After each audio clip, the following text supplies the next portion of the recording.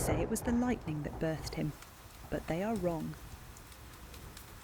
The monster didn't come from the storm, he came from the silence. My name is Mary Shelley, and this is the case file of a creation that refused to die. Act 1, The Storm.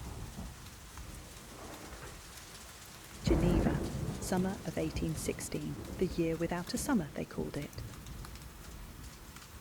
Mount Tambora had erupted the year before, halfway across the world. The sky choked on volcanic ash. The sun was a pale ghost behind the clouds. Crops failed, people starved. Europe was drowning in darkness. We were trapped in Villa Diodati, a Gothic mansion on the shores of Lake Geneva. Lord Byron, with his black moods and darker appetites. Percy Shelley, my poet, my lover, my scandal. John Polidori, Byron's physician, sulking in the corners. Claire Claremont, my stepsister, pregnant with Byron's child and pretending not to care.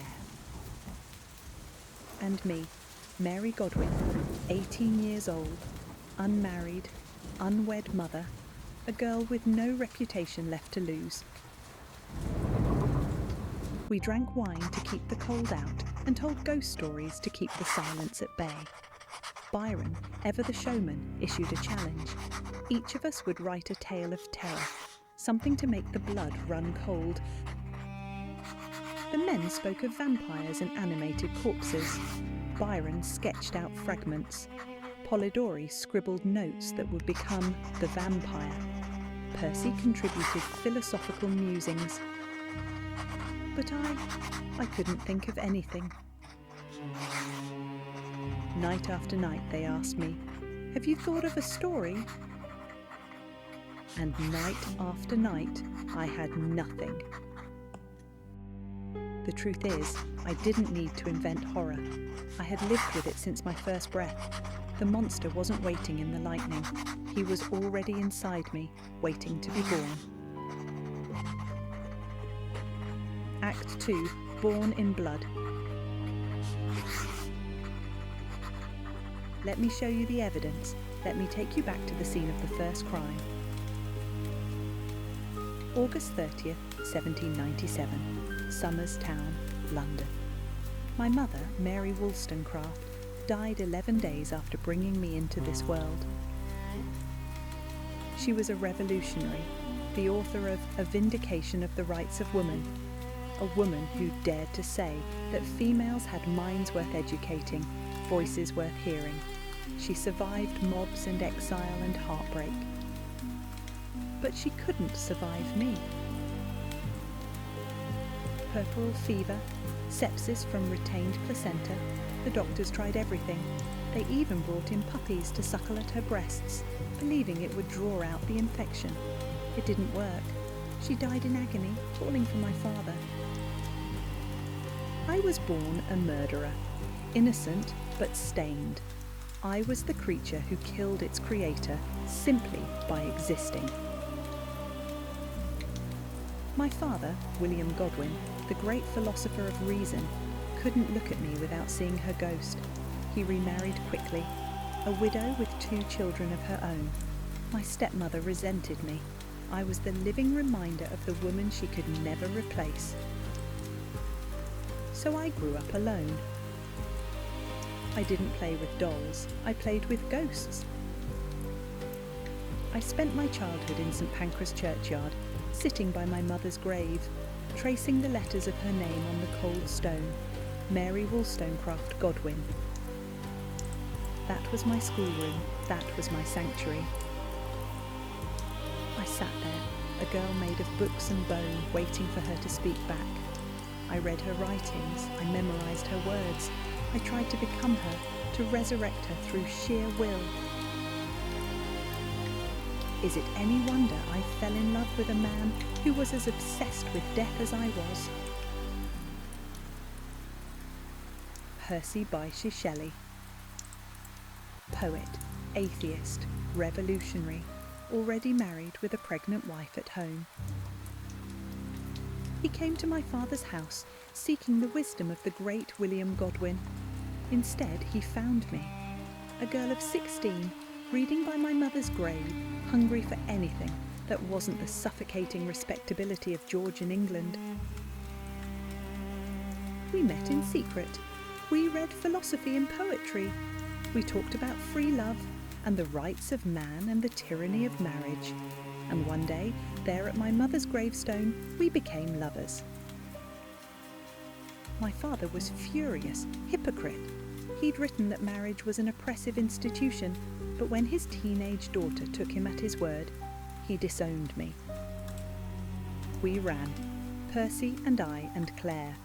We fled to France with nothing but debt and poetry and the certainty that love could outrun the shadows. But the darkness has a way of finding you. It always does. Act 3, The Nightmare. February 22nd, 1815. I gave birth to my first child, a daughter, 2 months premature. She lived for 11 days. I didn't name her. Why give a name to something that wasn't going to stay? She died in my arms, a tiny, cold thing that never had a chance. Percy was kind. He held me while I sobbed, but kindness doesn't bring back the dead. I remember waking up in the night, shivering, paralysed by a dream. In the dream, she wasn't dead. I had simply let her get cold. I dreamed I sat by the fire, rubbing her tiny frozen limbs, chafing them until the blood moved again, until the warmth returned, until she woke up. I dreamed I could spark life back into dead things. Poverty was a wolf at the door, but death was the thief inside the house, always taking, never giving back. We moved constantly, London, Bath, Geneva, Marlow, always running from creditors, from scandal, from Percy's abandoned wife Harriet, who kept writing him letters begging him to come home. And then, in 1816, Harriet drowned herself in the Serpentine.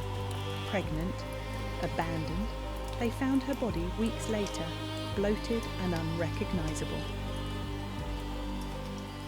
Percy and I finally married, not for love, for custody. His family wouldn't let him have his children by Harriet unless he was respectably wed. Respectability built on a woman's corpse. That was the summer we went to Geneva, the summer of the ghost stories, the summer I finally found my monster. Act 4, The Waking Dream. June 16th, 1816, past midnight. Byron and Polidori were discussing the experiments of Erasmus Darwin. They said he'd animated dead matter. A piece of vermicelli, preserved in a glass case, had moved of its own accord. Perhaps, they mused, the component parts of a creature might be manufactured, brought together, and imbued with the vital warmth of life. I went to bed, but I didn't sleep. I entered a waking trance. I saw him, the pale student of unhallowed arts, kneeling beside the thing he had put together. I saw the hideous phantasm of a man stretched out, and then, on the working of some powerful engine, show signs of life and stir with an uneasy, half-vital motion. Frightful must it be, for supremely frightful would be the effect of any human endeavour to mock the stupendous mechanism of the creator of the world. I opened my eyes in terror, gasping for air. The room was dark, but the yellow, watery eye of the creature was still burning in my mind. I knew then what my story would be. It wasn't about a monster. It was about the horror of being alone, of being created and then abandoned. I wasn't writing about a beast. I was writing about the soul of a man who looked for God and found only an empty sky. I was writing about myself. The creature in my book was eloquent, sensitive, desperate for love. He read Paradise Lost and wept. He watched a family through a cottage window and learned to speak by studying their kindness. But everywhere he went, people screamed. They threw stones. They chased him with pitchforks and torches because he was ugly, because he was different, because no one could see past his face to the soul underneath. And so he became what they called him, a monster. He murdered Victor Frankenstein's little brother. He framed an innocent servant girl for the crime, and she was hanged. He strangled Victor's best friend. And on Victor's wedding night, he killed Elizabeth, the bride, leaving Victor alone in his grief. I ought to be thy Adam, but I am rather the fallen angel, the creature said. I understood him, the abandoned thing, the mistake, the creation that should never have been born. I finished the novel in May of 1817, published it anonymously in 1818. The world assumed a man had written it. How could a teenage girl understand such darkness? But they didn't know the graves I had walked. They didn't know that to write a monster, you must first carry one inside you. Act 5, The Last Man. Fame came, but it brought its sisters, ruin and loss. Fanny Imlay, my half-sister, took her own life in 1816, an overdose of laudanum in a lonely inn. She left a note. I have long determined that the best thing I could do was to put an end to the existence of a being whose birth was unfortunate. She was 22. Mary Shelley, Percy's first wife, drowned herself that same year. Clara, my baby daughter, died in Venice in 1818. She was only 1 year old. Convulsions, fever, gone. William, my son, my joy, died in Rome in 1819, 3 years old, malaria. I held him as he burned with fever, as his little body fought and failed. I was 21 years old and I had buried 3 children. And then the sea took Percy. July 8, 1822. He was sailing from Livorno to Lerici when a sudden storm came up. His boat, the Don Juan, went down. He was only 29. They found his body 10 days later, washed up on the beach, decomposed, unrecognisable. I identified him by the book of poetry in his coat pocket, Keats. Byron and his friends burned Percy's body on the beach like a pagan king. They poured wine and oil on the pyre. The flames consumed everything except his heart. His heart would not burn. They pulled it from the ashes, calcified, hardened, still intact. I kept it. I wrapped it in the pages of Adonai, Percy's elegy for Keats, and I kept it in my desk for the rest of my life. I became the last man. I wrote it down in 1826, a novel about a plague that wipes out humanity, leaving one solitary survivor to wander the ruins of civilization. That was no fiction. That was my life. Outro, The Legacy. I am old now, 53. The storms of 1816 are a distant echo. Most of my friends are dead. Byron died in Greece, playing at Revolution. Claire outlived all of us, bitter and alone. I live in London, in shabby genteel poverty, editing Percy's papers and defending his reputation. People call me the author of Frankenstein, as if I never wrote anything else. as if my whole life can be reduced to one book written when I was 18. But they're not entirely wrong. Frankenstein was everything. It was my grief, my rage, my guilt. It was the story of what it means to create something and then fail it, to bring life into a world that doesn't want it. They call me the mother of science fiction. They make movies with lightning bolts and hunchbacked assistants shouting, "It's alive!" They miss the point. The monster wasn't the creature. The monster was Victor, the man who made something beautiful and then rejected it because it wasn't perfect. The man who played God and then abandoned his creation to suffer alone. I wrote a ghost story in a haunted summer. But what haunts me now in these final years is a simpler question.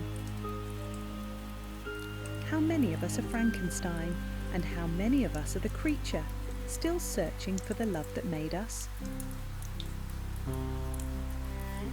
Remember this when you read my words.